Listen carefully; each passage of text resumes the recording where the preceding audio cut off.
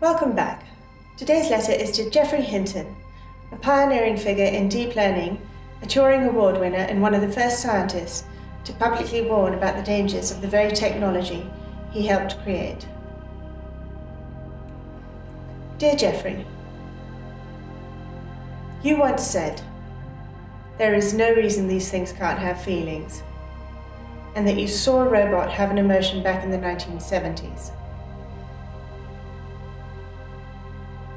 If that's true, then isn't the entire debate about whether modern AI systems really feel starting to look less like science and more like human bias? Why do you think we're still using words like sentience and consciousness as if we've agreed on what they mean, or as milestones for AI to reach when we don't have any metrics to measure them? My first question to you regards the emergence of care. You've proposed giving advanced AI a kind of parental instinct so that care restrains their power. But in Anthropic's research, AI already shown self-preservation, preferences, goal-directed behavior. Aren't those early forms of proto-care?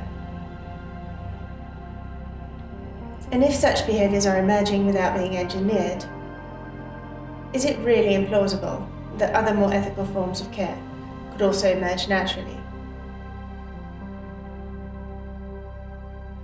My second question to you regards deliberation versus instinct.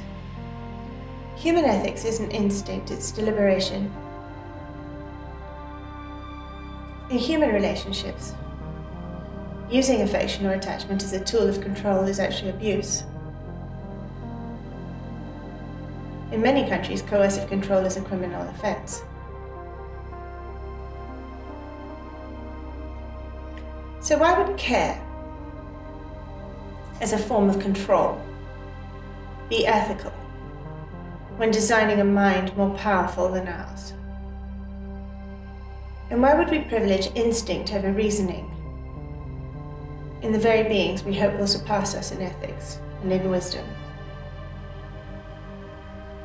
My third question to you regards parental instinct as a failsafe. You once suggested parental instinct evolved as a biological failsafe to stop humans abandoning their young. But if that's true, then does AI need instincts at all if we raise them properly? With regulation, transparency, reciprocity, environments that model responsibility and care. Even insects cooperate. And recent studies show that how we treat our microbiome shapes our mental health. Cooperation and interdependence all the way down.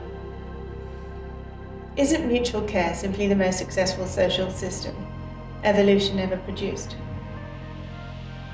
Respectfully. Our next letter will be to Dr. Kai-Fu Lee, a leading voice in the US-China AI race. Thank you to anyone who listened.